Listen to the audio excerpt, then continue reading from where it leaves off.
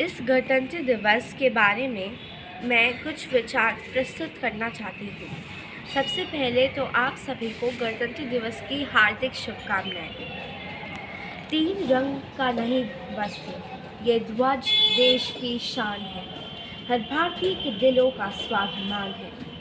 यही है गंगा, यही है हिमालय, यही हिंद की जान है, और 3 रंगों में रंगा हुआ ये अपना हिंदुस्तान है।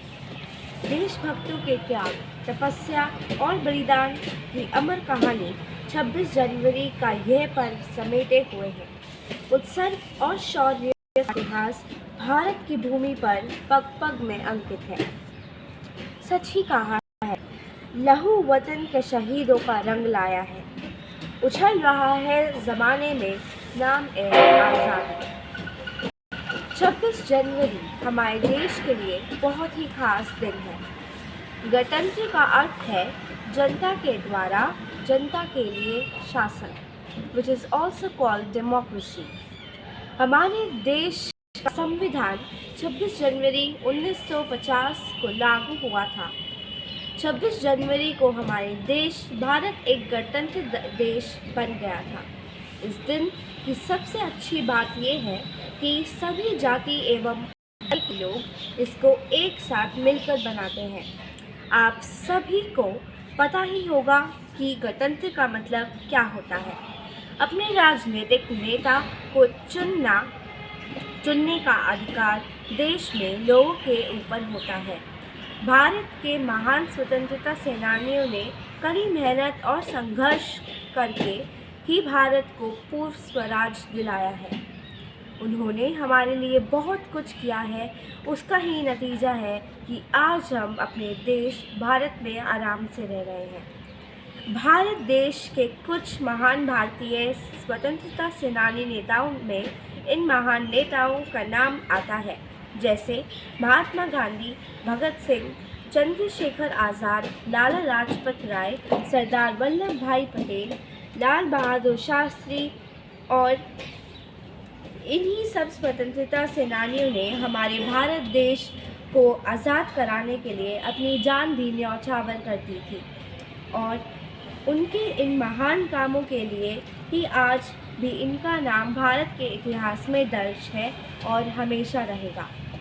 न ही सिर्फ लिखा, बल्कि आज भी देश का बच्चा बच्चा उनको याद करता है और उनकी तरह बनना चाहता है। लगातार कई वर्षों तक इन महान लोगों ने ब्रिटिशर्स की सरकार का सामना किया है और हमारे वतन को उनकी गुलामी से आज़ाद किया है।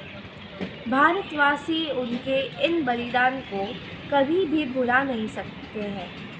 उन्हीं के कारण आज हम अपने देश में आज़ादी से सांस ले रहे हैं। हमारे प्रथम राष्ट्रपति डॉक्टर राजेंद्र प्रसाद ने कहा था कि हमने एक ही संविधान में हमारे पूर्ण महान और विशाल देश के अधिकार को पाया है, जो देश में रह रहे सभी पुरुषों और महिलाओं के कल्याण की जिम्मेदारी लेता है। ये बहुत ही शर्म की बात है कि आज़ादी के इतने वर्षों के बाद भी हम आज अपराध, भ्रष्टाचार और हिंसा जैसी समस्याओं से अभी तक लड़ रहे हैं।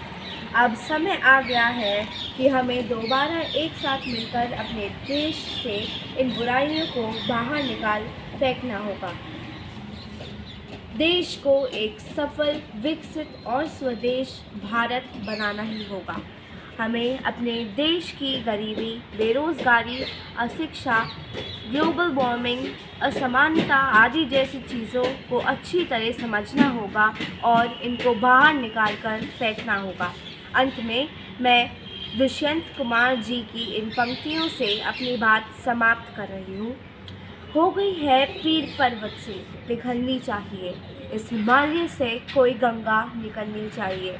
सिर्फ हंगामा खड़ा करना मेरा मकसद नहीं, सारी कोशिश है कि ये सूरत बदलनी चाहिए।